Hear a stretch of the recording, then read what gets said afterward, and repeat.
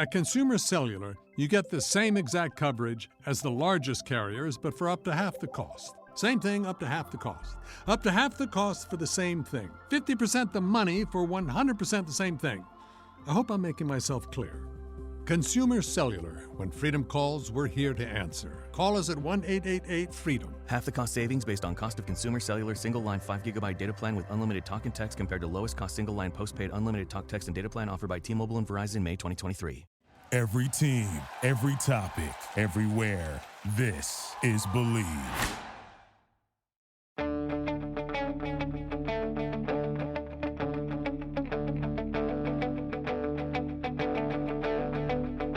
Ich warte seit Wochen auf diesen Tag und tanz vor Freude über den Asphalt.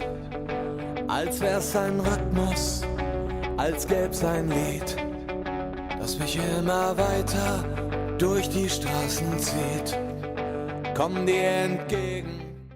Hello and welcome to Gegenpressing, the Bundesliga podcast. This is the transfer show. I'm Manu and he's Stefan Bienkowski. First of all, Stefan, both had a nice long weekend, so I assume you're doing quite well. Yeah, I'm doing very well. You're right, it was a nice long weekend. Felt like the kind of calm before the storm. I know there was some football on the weekend. Here in the UK, we had the Community Shield. Scottish football was back up and running. But I had a very chilled weekend, actually. I went for a big hill walk on Saturday with my dog. We got rained on. I got chewed to bits by midges, which are kind of like the Scottish version of mosquitoes. So I look like a Dalmatian, a red and white Dalmatian right now, from the legs down. But besides all that, I'm in a very good mood. Feeling very relaxed and ready to take on the new season. How are you feeling? Yeah, it was nice. I took the Friday off, right? Thursday was my birthday, so I decided to take the next day off to recover from being 39. Feel like I needed that. And then Saturday I did actually end up watching some football. The Bundesliga is now completely in the zone in Canada, and which also means they carry all second division games. So I sat down and watched Schalke against Kaiserslautern. Got to see, was it 2 or 3 goals, 2 red cards. Schalke won the game, of course. So yeah, that was a nice Saturday activity. And other than that, yeah, just getting ready for the storm that's coming. Of course, I'm flying to Germany tomorrow on Wednesday for the Super Cup. Really excited about that. Question though is, Stefan, and I know our subscribers are desperate to hear this news. Is it going to be with or without Harry Kane? I think we're going to dedicate an entire show to this later this week, but that's, I think, the question on everyone's mind. Is it going to be with or without Harry Kane? Can we, before we do get into this, can we just stop and take note of how many trips is this you've now been on since the end of last season? Oh my goodness. So I went to Louisville. I just come back from San Diego and Vegas. Is that it? No, that can't be it. Oh yeah, I went to Germany as well for the German Cup, right? And the relegations.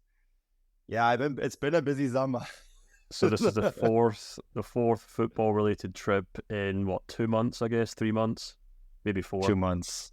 Yeah. 2 months. Just shows the dedication, no? Yeah, no off season for me. No, but it's been good. I mean, like, a lot of it has been really interesting. I think the Dortmund trip, and we got a lot off of it, right? There was a lot of content, not just on the Substack, but also on Transfermarkt. And of course, I did an interview with Carsten Kramer for Forbes, which I actually thought was quite interesting. So if you find that interesting, what he has to say about, there was a lot of talk about what the Bundesliga has to do to grow its presence abroad. And Dortmund and Bayern have made some very, very clear statements in the last couple of weeks that Bundesliga teams are not doing enough, which is essentially what we have been saying for the greater part of this podcast, Stefan, that there really needs to be done more. So if you find that interesting, that's on Forbes with Carsten Kramer, the CEO of Borussia Dortmund, who is, by the way, a really interesting person to talk to. Not just about that, but football in general, has a lot of knowledge. So yeah, it was fruitful. It just takes a little bit more dedication and a lot of patience sitting on various airports around the world. Yeah, well, look, hey buddy, better you than me. I think you travel far better than I do. 2-hour flight to Germany is sometimes too much for me to stomach, so I'm glad to hear that you're happy to do it. Yeah. I have strategies now in place. So most of the time I find something to do on a plane, whether it's a podcast, whether it's work. 2 hours is a short flight. That's a hop. Very true. Although more often than not, when I'm flying to Munich, I have to go through Frankfurt, and the flight between Frankfurt and Munich is just pitifully short. Before you're up, you're down. It's ridiculous. It feels like it's such a waste of time, but I guess it gets you from one part of the country to the other. I love flying in Europe. It's like so short, so quick. When you like a short flight here is like 3 hours. That's true. That's true. All right, but we have lots to talk about. Let's dive in with Kolo Muani, who is, according to various reports, I think Florian Plettenberg from Sky has been the one that has been the most active on reporting this, among other things. Kolo Muani heading to PSG, reportedly. We assume he's going to be one of two players to replace Kylian Mbappe, who is still training separately from the first team. That is quite something. I'm trying to think of a German equivalent here. It would be like Bayern Munich, I guess, sending Joshua Kimmich, Leon Goretzka, and Thomas Müller to the secondary training group. I think this is quite extraordinary, and I mean, out of the context of this podcast, but it does seem like that although PSG haven't sold Kylian Mbappe and we don't know what's going to happen with Kylian Mbappe, they are quite busy planning a future without him. And Gonzalo Ramos, by all accounts, seems to be done. Very prolific striker from Benfica that actually you and I have written quite a bit about the Transfermarkt, right? But now Kolo Muani seems to be next. I think, honestly, it looks like that the way they're structuring this by bringing in two different players, you can't replace Mbappe like for like. Kolo Muani, I don't think, is a like for like replacement. Even though he's quite tall, I don't think he's a typical number 9. That role falls more to Ramos, right? He does come more from the wing. He's very fast. He's very quick. I really like his off the ball runs as well. He's someone who provides a lot of assists. In fact, when he first came into the Bundesliga, he seemed more like an assist king rather than a striker.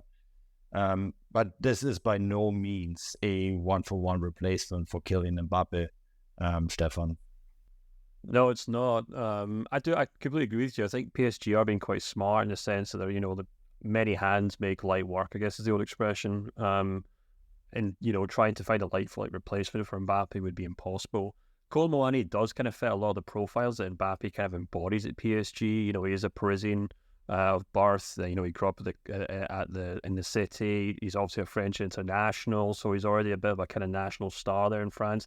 Maybe for all the wrong reasons recently, but of course he's still got a lot of goodwill. He's still a young enough player and promising player to kind of go on and be a really big player for the French national team going forward.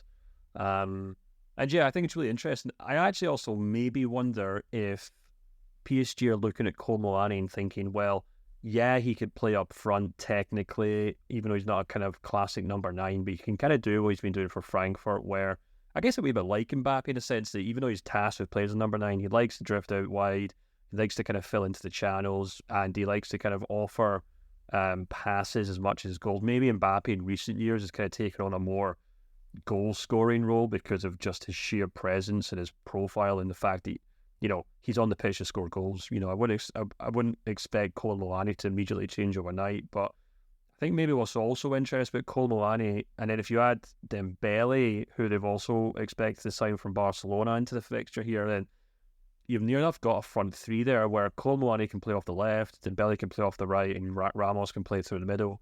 And I think that's important because not only is there reports that Mbappe could be moving on, but there's also reports that Neymar might be looking to move on as well this summer. We did a video on YouTube about it, on the Transfermarkt YouTube channel not so long ago, actually, looking at why he should or shouldn't move on now that Messi and potentially Mbappe have moved on.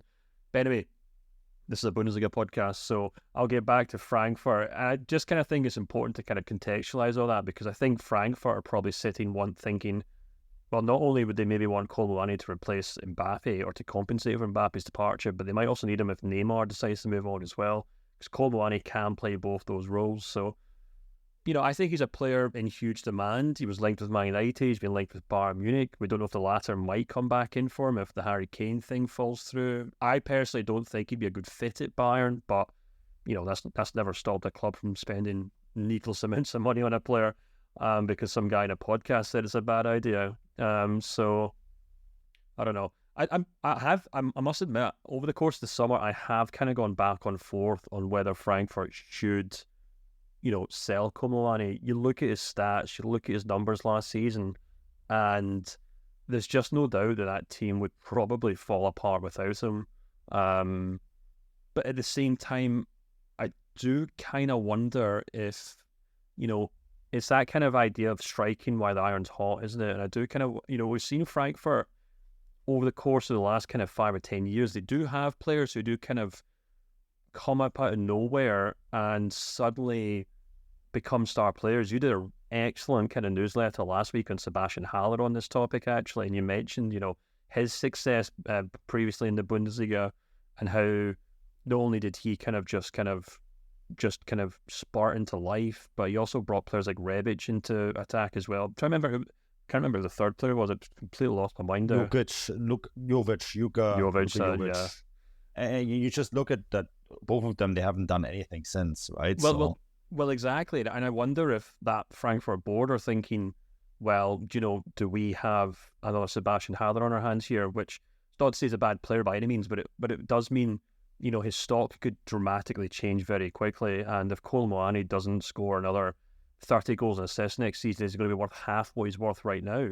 And that might seem a little alarmist, but I actually think that's the kind of fickle business that football is these days. And as soon as you're out of the limelight and all of a sudden people are thinking, oh, hold on a minute, he's actually 25 or he's 24, he's no longer got that kind of nice, polished gleam about him because people still think of him as a young player.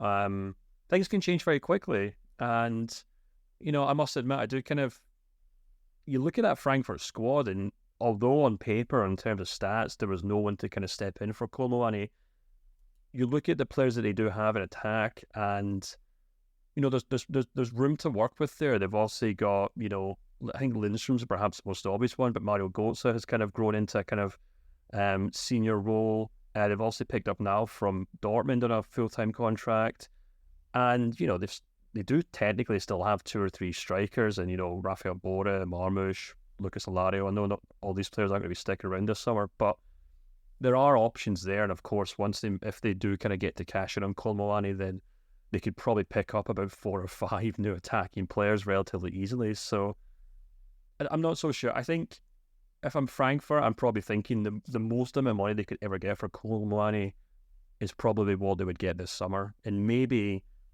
if you look at it that way, maybe now is the best time to sell him. Thank you for listening to Believe. You can show support to your host by subscribing to the show and giving us a 5-star rating on your preferred platform. Check us out at Believe.com and search for BLEAV on YouTube.